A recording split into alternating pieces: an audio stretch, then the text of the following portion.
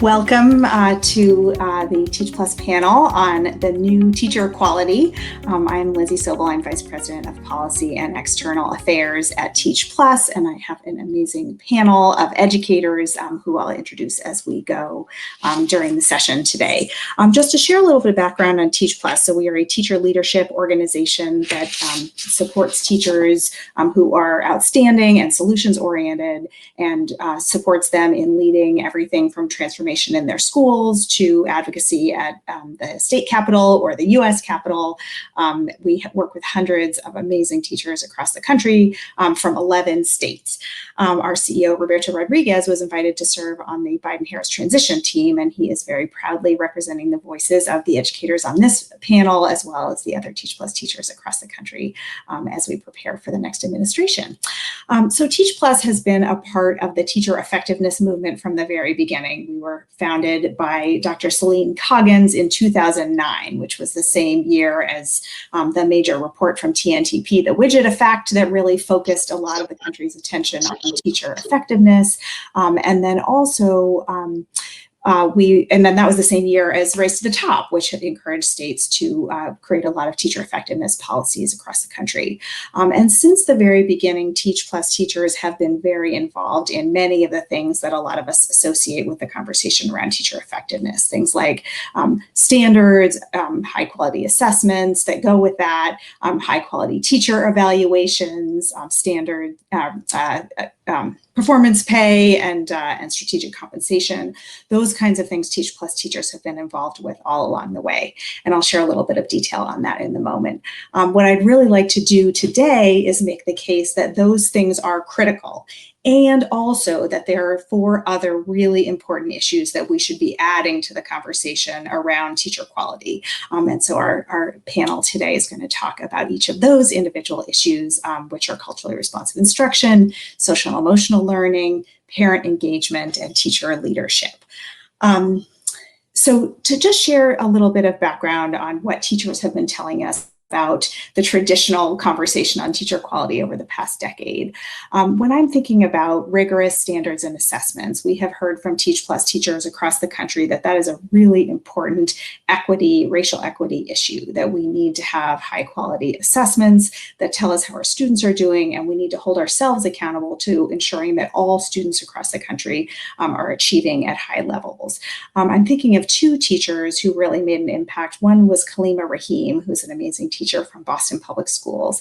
And she testified years ago in front of the Massachusetts legislature saying that when she was a young person, before we had standard assessments across the state, she saw so many people who looked like her having teachers who didn't hold them, who didn't believe that they could accomplish the same way, and that there were a lot of people who came back to their high school and said, wait a minute, you let me graduate feeling like I was ready for the world, and then I got to college and I wasn't ready. And so she said, we need to have these measures to make sure that we that all kids are getting equal access to an outstanding education.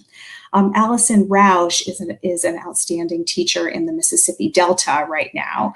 She has witnessed some of the most heartbreaking incidents in this pandemic, including things like watching her students have to go and do class or homework in a car in the McDonald's parking lot to get access to Wi-Fi when their family can't afford to eat at McDonald's. And just a couple of weeks ago, she said to me, I really think we need to be assessing our students now, because we need to know and have a measurement of the exacerbated gaps that we're seeing so that we can direct more resources to the places where they're most necessary. So teachers have been at the table on that issue all along. In terms of teacher evaluation, Dawn Bilbray, who teaches in Texaco, New Mexico, wrote a piece saying that she loves the fact that her school district has a high quality rubric that she can use as a measure of what makes a great teacher. She can strive for that all year. And then she really values input that she gets from her principal when she has her evaluation, so that she can continue to be a professional and improve her practice. And then related to the issue of strategic compensation, I'm thinking of two teachers, one, Josue Tamaris, who was the Dallas Teacher of the Year, and his district created a program where they identified outstanding teachers and paid them dramatically more, even if they were early in their careers. And he said that as a child of immigrants, he had a finance degree and he was doing amazing work where he was actually having his students from a very low income neighborhood in Dallas beat the neighboring district, which is the highest income district in the state in terms of their math scores, because of the quality of his teaching. But even he, who was so dedicated, felt that he might have to leave the teaching profession because he needed to support his family and he couldn't do that on a teacher's salary. And so when his district adopted that strategic compensation that paid him close to six figures, that allowed him to stay in the classroom, and he is still teaching and actually presented at an earlier session in EdPalooza today. And then Katie Willantis is also a Dallas ISD teacher who's a master teacher designated by the state like Josue. And she said that the fact that she received that strategic compensation attracted her to a high needs school. It attracted other teachers to a high needs school. And she said her school she watched went from a place where kids were running out of the classrooms into the halls to a place where they were running from the halls into the classroom, so proud to demonstrate their excellence. So those are places that Teach Plus teachers have been at the table. I am so honored to have this incredible esteemed panel of educators who are also going to talk about additional issues that we want to make a part of the teacher quality conversation in a way that they have not yet been sort of identified equally. Dr. Shontoria Walker is a campus instructional specialist in the Southwest School District in Houston, Texas, and the Senior Managing Director of Black Empowerment at Education Powered. She is also a Teach Plus Senior Policy Fellowship alumna. Dr. Walker is going to talk about cultural responsiveness. Hi, good afternoon, everybody. I am so excited to be here. So I am Dr. Shontoria Walker. I am a current campus instructional specialist. I'm a graduate of University of Houston in Houston, Texas, with a doctorate in professional leadership and an emphasis in literacy. My research focus is on using culturally relevant pedagogy to influence literacy achievement, specifically for Black male students. I am published in the Houston Chronicle, the Christian Science Monitor, the Walton Foundation, and then more recently, I have a peer-reviewed article in the Journal of Adolescent and Adult Literacy. And it's because I have immersed myself in this work of high-quality teachers truly understanding the critical need and the critical role of culture that encourages students to learn, that continues to learn. Fortunately, when I started teaching, I was fortunate enough to teach in the area that I actually grew up in. I grew up low income area, single parented household in the north side of Houston, Texas.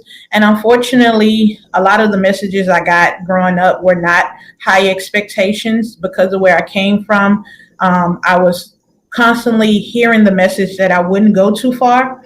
And so I was very proud to get the opportunity to go back to that community and actually teach in an all-male, all-boys academy and really give those students what I thought I didn't have or what I felt like I didn't get as a student. And a lot of that is including themselves within the instruction. A lot of my instruction that I did build at the time was through self-empowerment, through self-confidence, through showing the students that there is a way to not necessarily get out, but be bigger than what we see in society, what society tells us that we should be, that we should amount to, and then coming back and serving your community. And so in my coaching efforts every day and working with teachers and educators, a lot of times I try to drive home the need we do need to pass the assessments, we have to do the evaluations, we do have to do that, but we must remember that the education system is not just built on numbers, right? We have to truly consider the high quality needs of our students. And sometimes we don't. Sometimes we forget who they are. Soliciting advice from the students and bringing in their background, such as using culturally authentic text. One of the things is when I used to teach at the all boys academy. The bookshelf was tattered. They didn't want to go to the bookshelf. They had 5 teachers leave them. And when I showed up and to teach them, one of the things they were saying was, okay, you're just another teacher. You're going to tell us we're not going to make it. And we're not going to make it because we haven't seen success. And so I took a lot of my own personal money at the time because it was a school that could not afford to buy brand new books. I did Donors Choose. We rebuilt the bookshelf together, and we chose books that I knew that my students, even though they probably weren't the best readers because of the gaps that they had in their previous years, I found that a lot of them was mislabeled because of behavior. Because of their track record, right, in school, because of who the teachers thought they were without finding out who they actually were and incorporating that into the actual lessons in every single day. So with student input and choice, I was able to really push that achievement piece, but the most important part was the growth. I had many kids. I actually had one kid who could not write his name. I had another kid who was in the 8th grade but could only read on a 3rd grade level. And that was just something that I thought was, if we're calling high quality teachers and we're saying we're giving teachers stipends for achievement and STAR test scores, but we have kids that are literally being left behind, then what do we do to change this? And that's a lot of where my research actually came from. Additionally, I try to push educators to be compelled to reflect often. I've seen the highest growth in educators are those who are saying that I know what I've done. I know that this is important to my students, but then also including that cultural bias that we may walk into the classroom with. How does that impact our instruction? How do we get better and with being inclusive within the classrooms, because we know our classrooms are so diverse in interaction and instruction and for learning for our students. The last thing is the biggest piece is create encouraging spaces. So I had a conversation not too long ago about safe spaces, and the conversation was around if we've heard the term in education safe space, but is there truly a safe space? Are we truly safe wherever we are? But we can encourage our students. We can empower our students. We can push our students. It may not be safe, but in this space that you are with me, you feel like you want to do more and be more because of what I brought to you. And so either in small group instruction, especially for those underserved students who may be falling through the cracks, those marginalized students, they need those spaces more now than ever in this virtual world where they can't have the face-to-face interaction.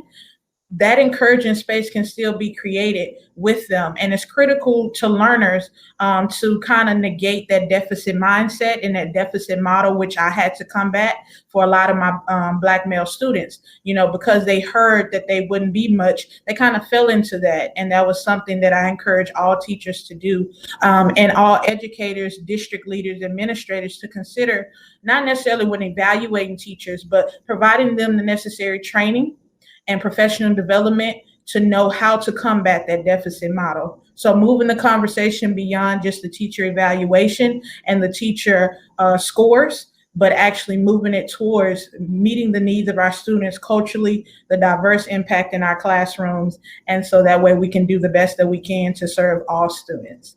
So I have enjoyed this piece, and I will move it on to the next person. Thank you so much, Dr. Walker.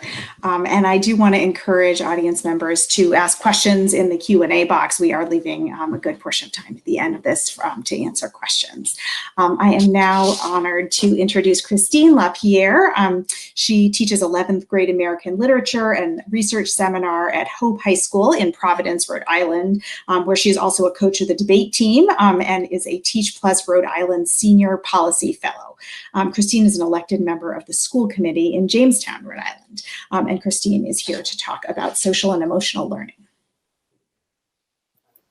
Thank you, Lindsay. Let me see, I just want to press one more button. There we go. Okay. So I am here today to talk about social emotional learning.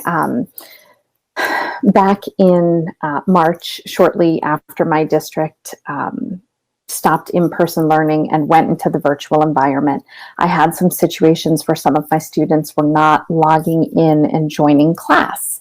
And I had one particular student, Sean, I'll call him Sean, where I called his mom and explained he's not showing up and now he's falling behind in his junior research project, which is a graduation requirement. And mom went on to explain that she was living in a hotel because she was in isolation because she had tested positive for COVID. And Sean was currently staying with his older sister's boyfriend's family. And I just had this light bulb moment where how can I, as a teacher, expect Sean to be focused on not only coming to class, but completing this project when he has all of these other worries that are on his plate right now. Dad was out of the picture. He had left the state. Mom obviously was a single working mom. And here he is worrying about, is his mom okay? Worrying about her job, worrying about where he's going to spend the night, in food insecurities. And I needed to shift gears, right? I needed to be able to focus on the emotional weight that was riding on Sean's shoulders. Fortunately for Sean, I had had some training in social and emotional learning. And I'm not a social worker. I'm not a mental health professional. I'm not a guidance counselor, but I had enough social emotional training to be able to really shift gears for Sean and help him at a time that he really needed it. Since the rapid spread of this ubiquitous virus, I need more training, as do my colleagues, my administrators, because the sad fact is that the longer this pandemic continues, the more Seans are walking into classrooms all over the country. The stress that students are dealing with, the trauma, the emotions that they don't know how to process, they're multiplying. And it makes SEL more important today than I think it's been in decades. So what is SEL? It's social emotional learning. My apologies for the cat. And the Collaborative for Academic, Social, and Emotional Learning, which is CASEL, defines SEL as a process through which young people, as well as adults, acquire and develop the fundamental skills needed for success in life. Those skills can include recognizing and managing emotions, developing caring and concern for others, establishing positive relationships, making responsible decisions, and handling challenging situations both constructively and ethically.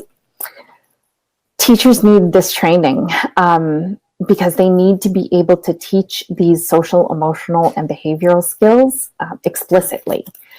And these children need to be taught those skills by individuals who have that training and who can teach them those skills. Students' abilities to learn, practice, and apply social and emotional competencies depend on adults having those SEL competencies themselves. SEL is not a curriculum. Instead, it encompasses those skills that are needed to provide access for kids who are dealing with trauma or stresses, and it provides them access to engage with the rigorous, high-quality learning experiences that teachers are, attempting to do in their classrooms or in their virtual platforms. So to understand how social and emotional learning and social and emotional competencies can unlock that access for students, I'm going to talk very, very briefly about how the brain learns. And I specifically want to talk about a part of the brain, the limbic system. And within the limbic system, there is a tiny little almond-shaped organelle, if you will, called the amygdala. And the amygdala is responsible for kind of processing stimuli and determining whether it is a threat or a risk of some kind.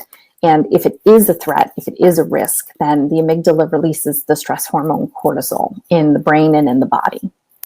And unfortunately, what happens is that if this cortisol is released on a continual basis, it shuts down other functions in the brain, particularly working memory, which is how students take information that they are being exposed to and process it so that it becomes learning, right? So the working memory is kind of in the front of the brain and the long-term memory is in the back. And when cortisol is kind of hijacking the brain, that makes it very difficult for students to learn, even in the best situations. So when the brain and body are under severe stress, so for instance, in Sean's case, worrying about his mom, worrying about his sister, worrying about where he was going to be spending the night,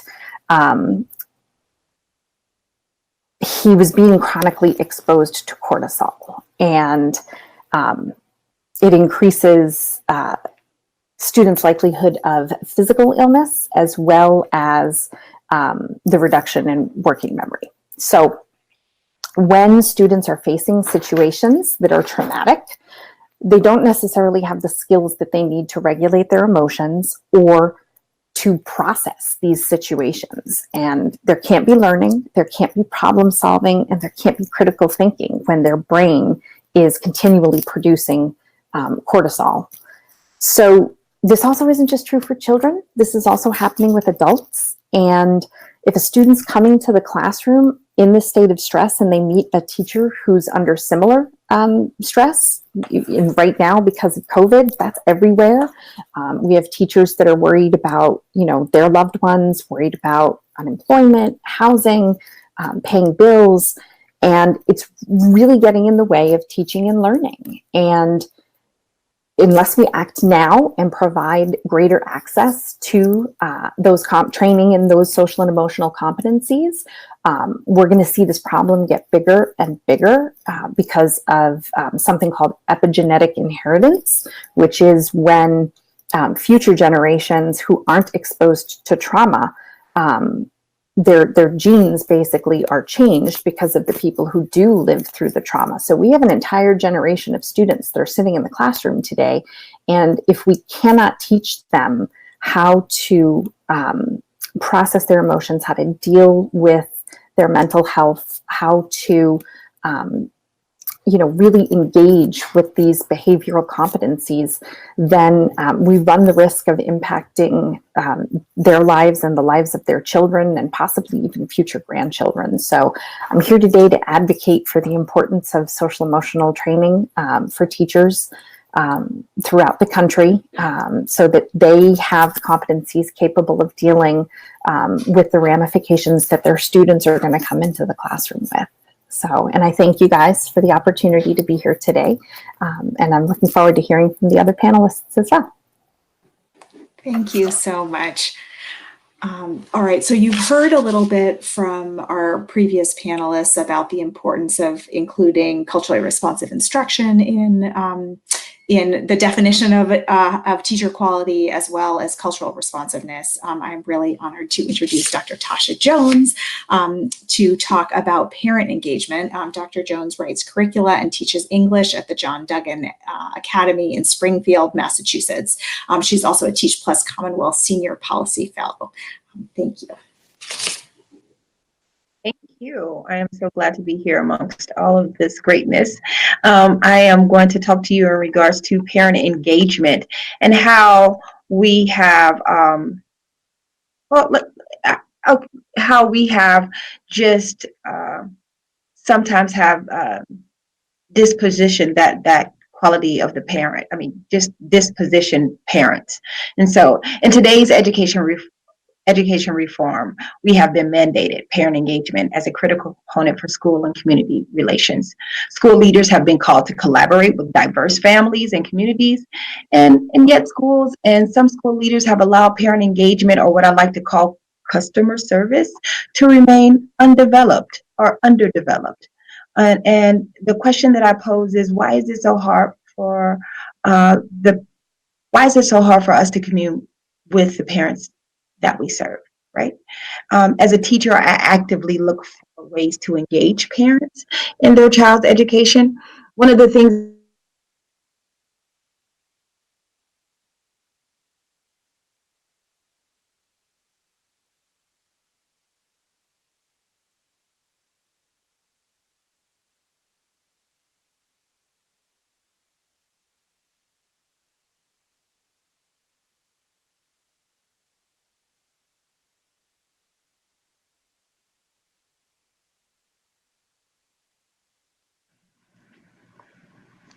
My parents were not wealthy.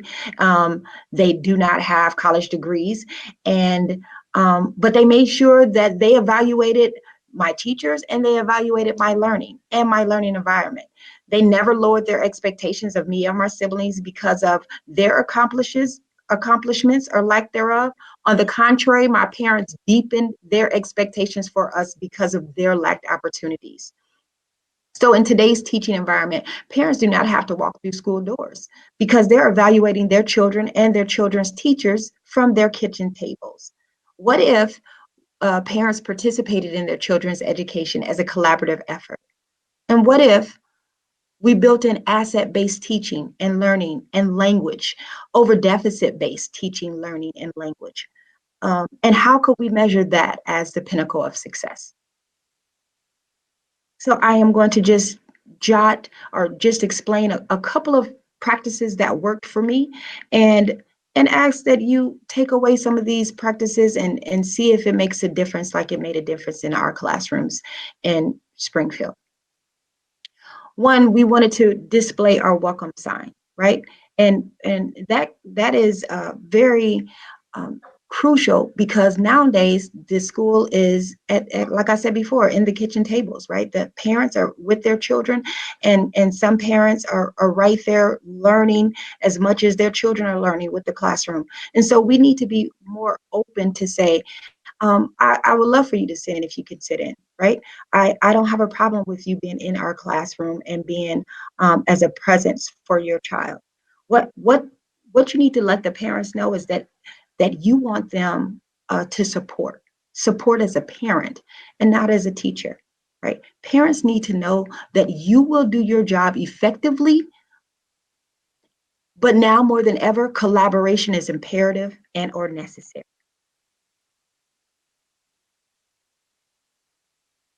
The next thing that I want to expound on is synthesizing strategies that work at home that could also work in school.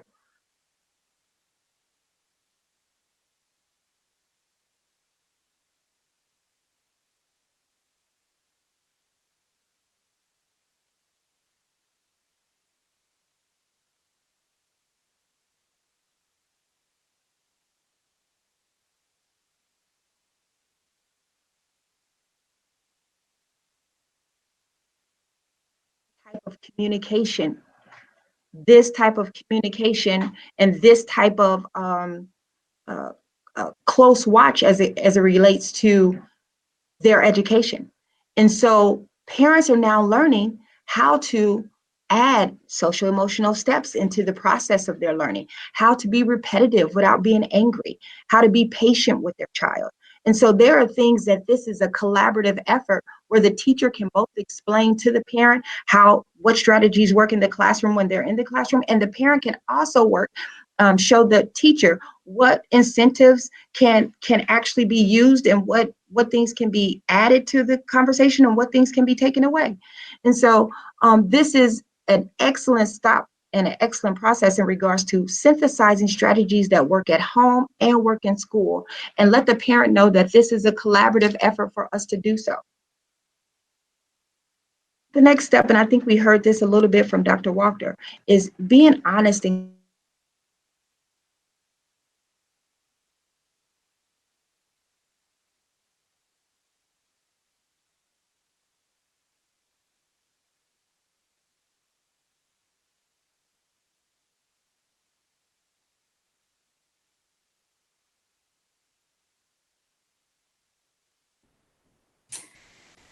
Dear, I think we may be having internet issues. Dr. Jones, if you're, I may do is go to our next panelist and then come back to you. I'm so sorry. I know that internet issues are just such a common thing across the country. Oh, here she is. Let's see if this works this one last time. hello. Hi there. Thank you. All right. Go ahead. I'm sorry, can you hear me? We can. Oh, I don't know where I left off. I don't know where you guys left off. That is great. I think I think you can just continue where you were. Okay, very good. One of the things that I was saying is that you can synthesize strategies that work both in the classroom and work both at home. Parents have a way to add incentives, and they can demote and promote their child in ways that you cannot. And so knowing that and knowing those strategies and what you can leverage is one way to help with that process. Parents are also being introduced to their school children, where they don't necessarily know that how much it takes or how much effort it takes from the teacher to get the skill or get the students to master the skill. And so it is important that the teacher help with the strategies for the parent in regards to repetition, ways that they can explain to their children what is happening without being angry, or ways to be patient, or ways to incorporate social emotional learning to the process and to the plan. I think that is an imperative in regards to today's COVID or the pandemic. Right? What we've seen is that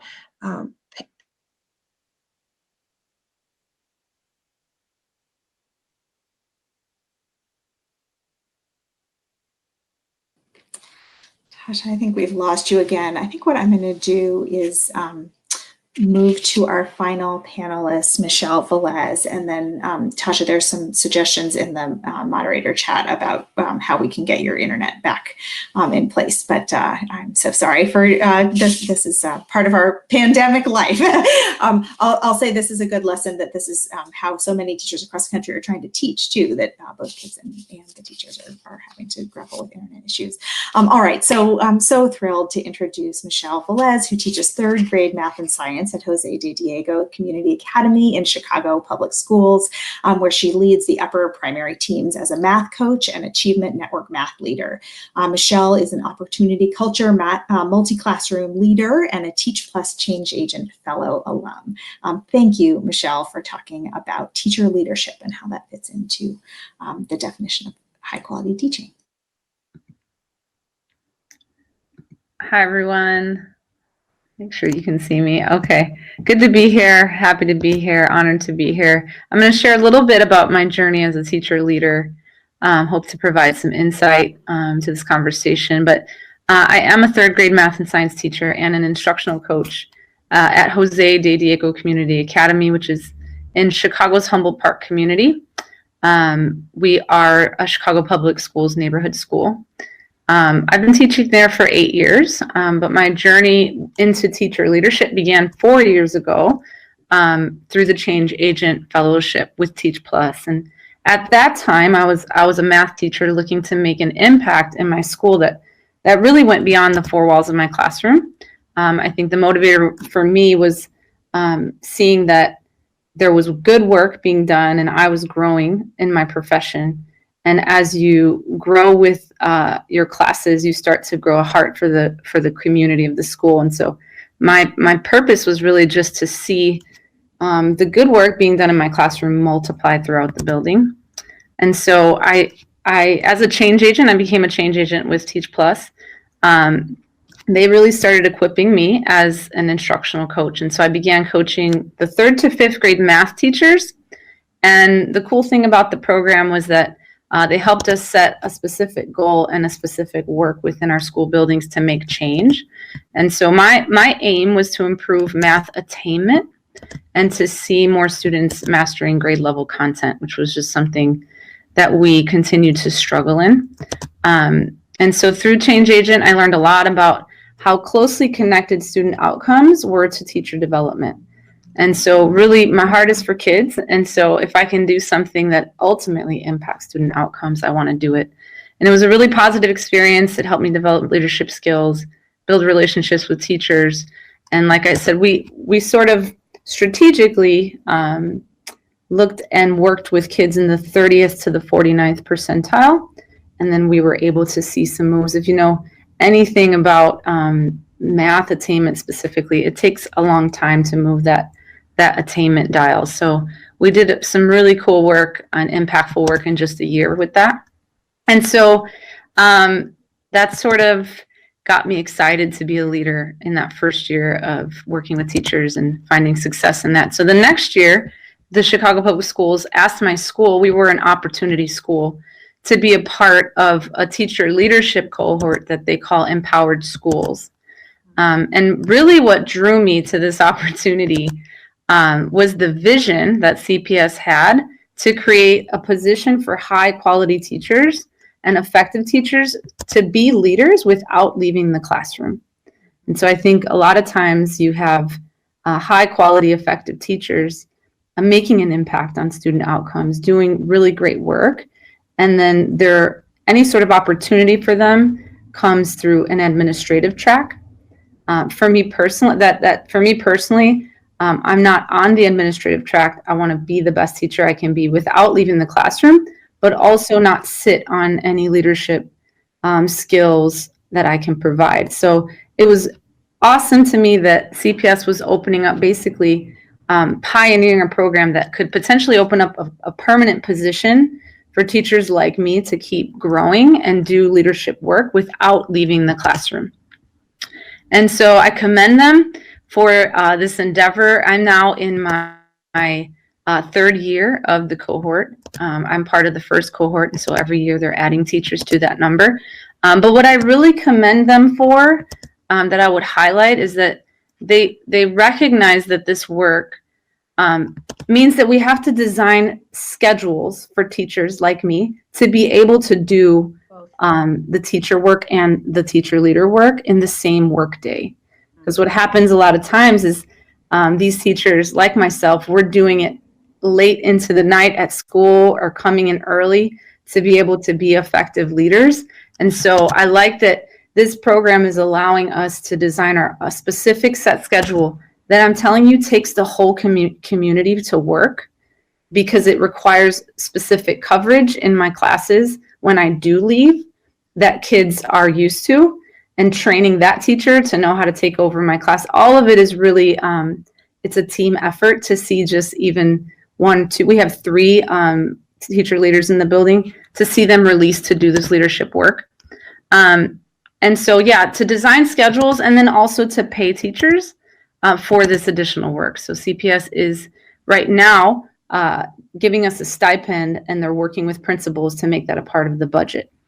And so I'm just excited to see that happening. Like I said, it's my third year as what we call ourselves multi-classroom leaders. That's the name for the position, an MCL.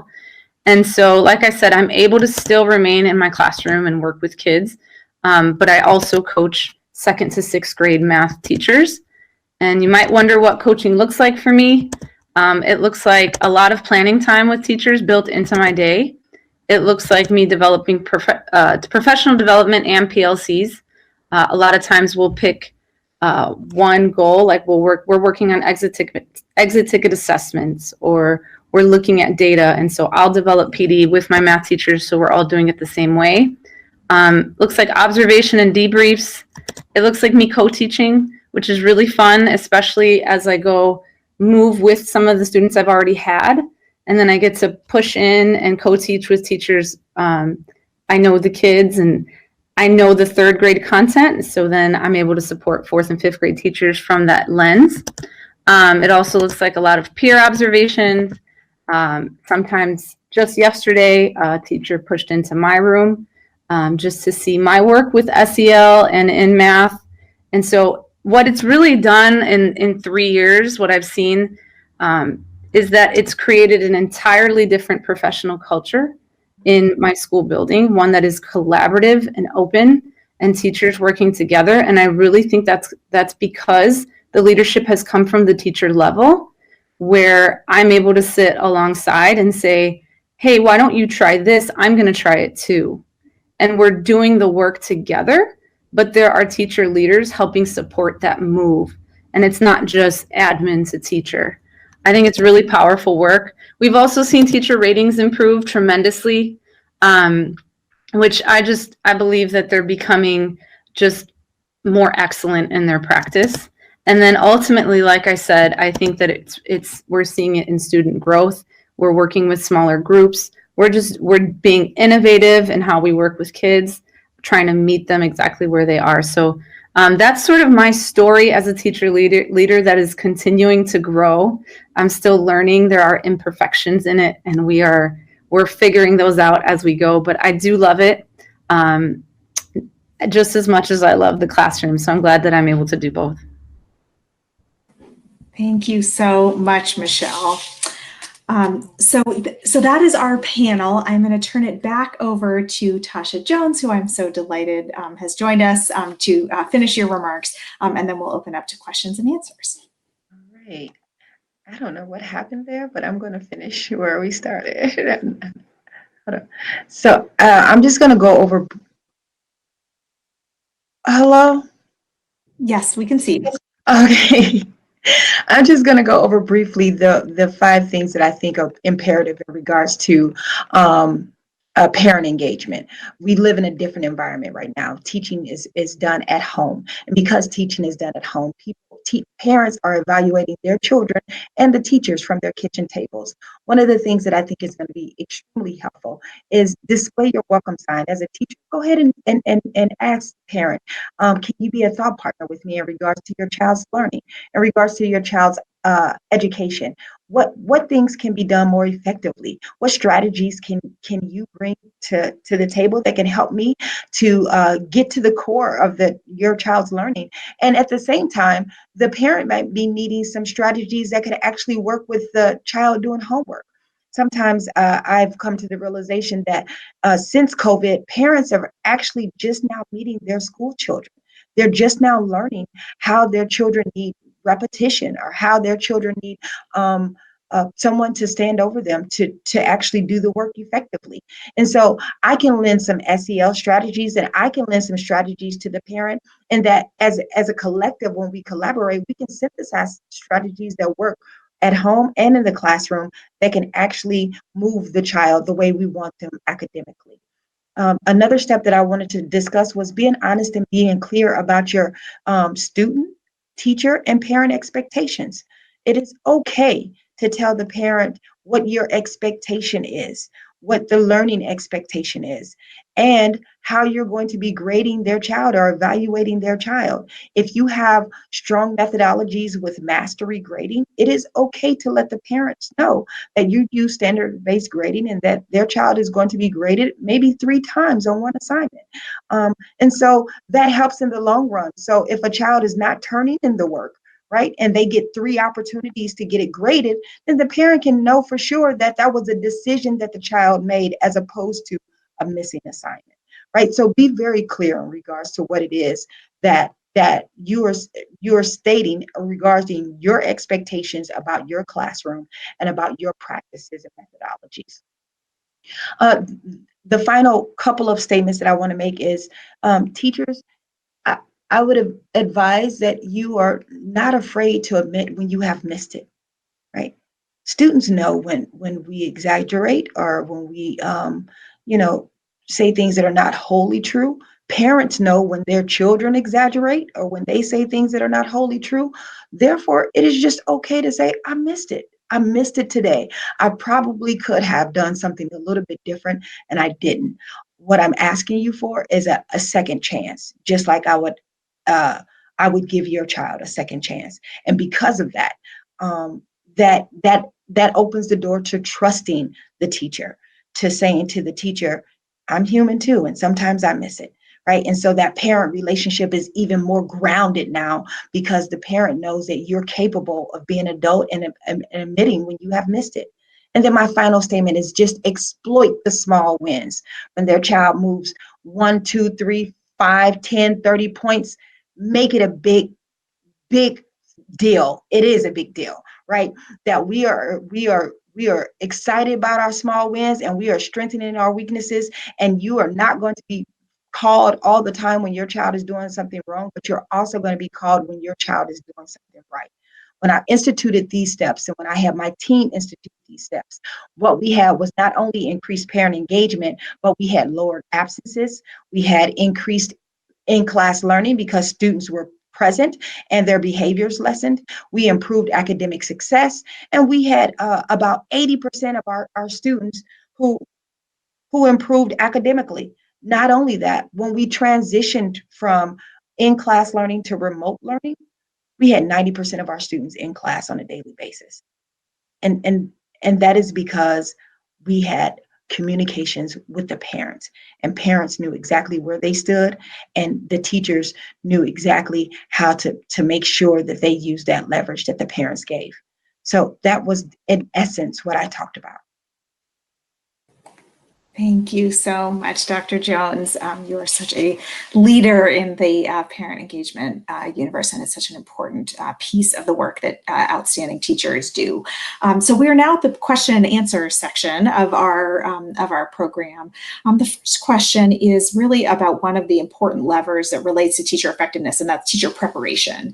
And I'm curious to ask each of you to share, how do you think the current teacher prep landscape is doing in preparing teachers for the issue that you talked about?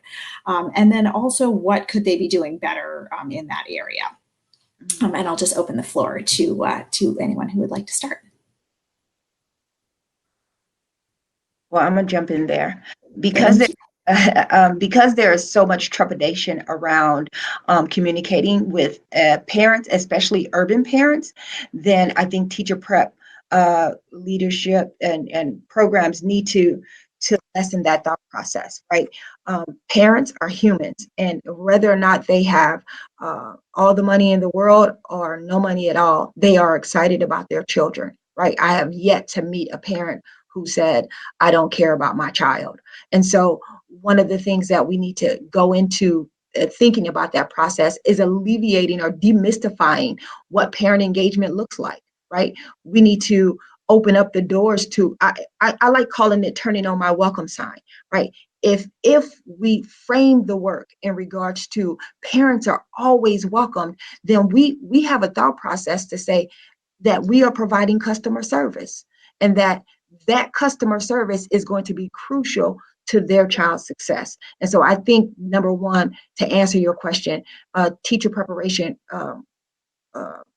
partnerships need to really do a deep dive in regards to who are the actual stakeholders and why they are important, because parents are stakeholders.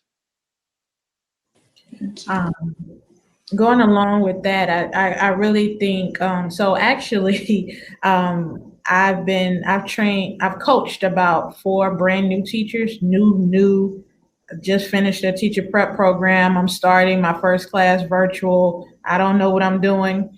And one of the scariest parts to me is that coming into the classroom, the teacher prep programs have kind of remained standard and haven't, to me, what I call it, kind of checked the box and said, oh, we had a lesson, or we talked about culturally relevancy in the way that we think is standard that'll go across all districts or all schools, but it doesn't necessarily meet the needs of each campus, which is something that I've actually immersed myself in training these new teachers, and really, it's I have to do my due now, I have to do my lesson plan, I have to do, all of the other things that you need to learn, but you also need to learn about the cultural background and how important that is to your class.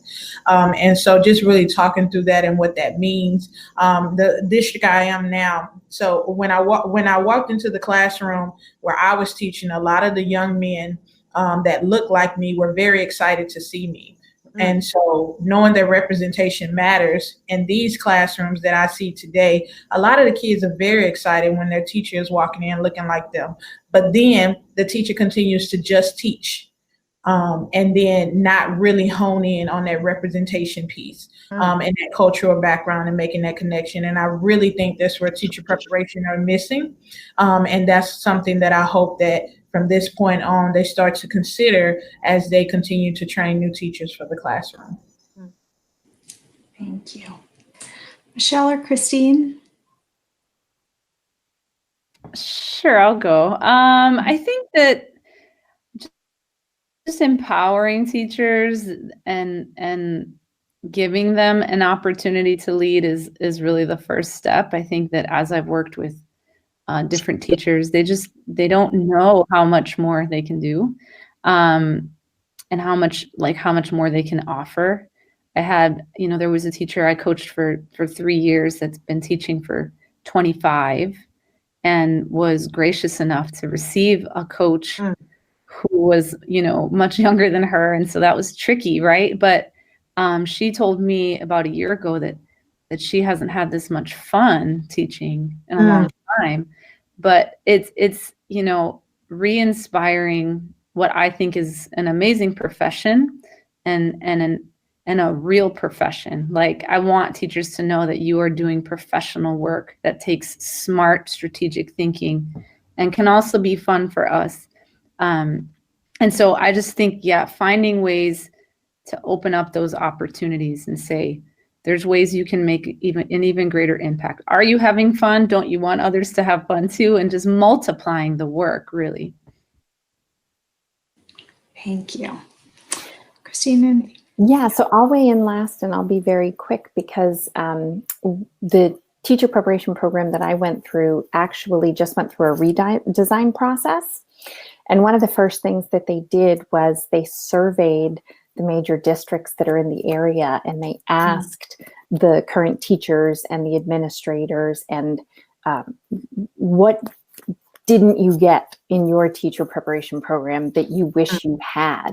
And it really gave my program an opportunity to kind of step back and look at what the teachers that are in the classroom, because let's face it, teaching today has changed dramatically just in the last 9 months. But, in the last several years, there are also a lot of new things and a lot of new research that's come to the surface that teachers in the classroom want to know a little bit more about. So definitely engage the communities that are there now to work with those teacher prep programs and talk to the education stakeholders about what it is that they want from their teachers or what kind of training and PD that they would like as well. Lindsay, can I jump in there just for 1 second? Sure. I think another thing that teacher prep programs can do is train their teachers how to use historically accurate text, right? Sometimes teachers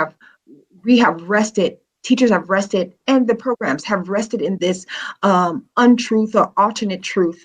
And that has continued to marginalize certain sects of people. And so if we have learned how to speak the truth to the people, teach the truth to the people in ways that are very clear about representation, in ways that shows multiple points of view, in ways that help with the thought process, using multi-mediums, this could just expand the classroom altogether. And I think teacher prep programs can do a better job of that. That is so important. And that really connects to the issue of high quality, culturally responsive instructional materials, which is another thing that is so incredibly important. And we hear a lot from teachers. So the next question is there any silver lining that we can find from what you have all had to adjust during this pandemic? What have you learned during the pandemic that you might use to improve education once the pandemic is over? I can add to that. As I'm in the classroom, something I said is that the things that we always knew were the most important are truly the most important things that we have to do right now. And so the most important things are just being like truly surfaced. And I think that one thing I'll call out quickly is just, we have to know the whole child in order to successfully teach them in a pandemic. And we always needed to know the whole child. But right now we've had, data we depended on at certain marker points in the year that's been taken from us. And so I think for teachers, assessment is key. And I don't mean just giving a test and seeing how they did, but really knowing if your students are learning. And that means being really careful in your sessions and observing what they're doing. These are all things we should have already been doing, but we have to do them now in order to be able to gauge if students are learning. So I think that's a good takeaway and a good thing we'll take with us when we come back. To add, I think one of the things is that when this whole thing hit, education was turned on top of its head. Nobody knew what to do. We just had to hurry up, figure it out, and keep going. But in that, I saw a lot of fear and panic in learning the new technology to continue to do what we love, to educate students. The most important part that I've learned, I also do teach 2 yearbook classes, 30 minutes a day, just so I can get the feel of virtual teaching, so I can coach teachers better. But I used to do something called pass the mic when I was face to face with my students, and that's actually teaching kids to share the power in the classroom. So I'm not the only person in the classroom that knows everything. Everybody can learn from everybody. And it's building that culture, that classroom environment. You could still do it virtually. I've actually done it, and it's not necessarily pass the mic. We actually use Schoology Conference. So it's make the promoter, pass the promoter. We actually did it this week, and the kids were really loving it, where I gave them the access. I put them in the teacher seat. I shared the power, and they were able to share with their peers, and they really enjoyed it because it said that they mattered. And it said that my teacher is still trying to do everything she can to make me feel important in this classroom and build that relationship. Even if they didn't believe they could, they did. And so I think that's something that we have to continue to do, even virtually. So I love that comment, Dr. Walker, because when we think about that, we think about the importance. Any good teacher, first of all, is going to get to that space where that latter of the school year, the students are going to be doing more of the heavy lifting, and the teacher is going to be doing less of the heavy lifting. So in that process of doing so, it is excellent to see, children actually saying, this is what I've learned, and I'm capable of teaching it to somebody else. That ties right into SEL. It ties right into, kids setting their own performance goals and actually using them. But one thing that I definitely stand by is now more than ever during the pandemic, we know that parents are needed. It is no ifs and buts about it. We found that out the hard way, some good way, that we are going to collaborate with our parents, that they're an integral part of their child's education. We also found out that the children are they can multitask, right, on many different levels. So that deficit language of what the kids cannot do, or what they cannot understand, or what technology they cannot use, we learn truly that that is not the case, that our children can use technology efficiently and effectively, and that they can move education to a whole nother place using another needle. And it helps us with presenting lessons in a multimodal type of way, right? We're not presenting the same dry lessons in the same way.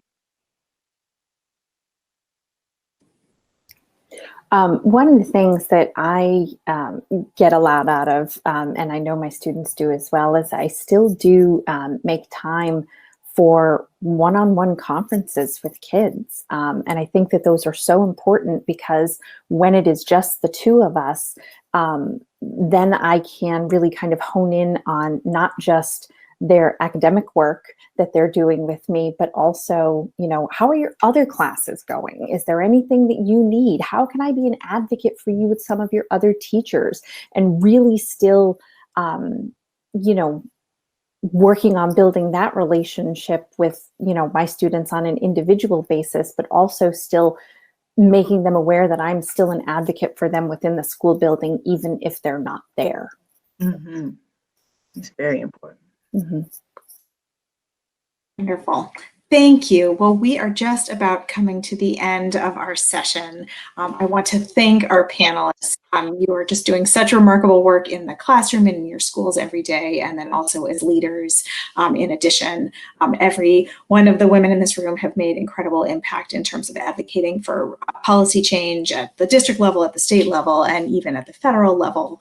I did use the room chat to add a link to our teacher-informed federal policy agenda, which we have also shared with the Biden-Harris transition team, and then also the Voices page of our website, where you can find articles by the incredible folks on this panel, as well as other teachers from across the country. Please do reach out if you have any questions for us, and thank you for considering this broader definition of what is so important. We know from research that the most important in-school factor in a student's learning is the teacher in the classroom. You've seen 4 of the most excellent educators in the country today, and heard a lot of lessons about how we can make sure that teacher quality remains an important piece of the conversation about school reform going forward. Thank you all, and have a wonderful. Thank you. Thank you very much.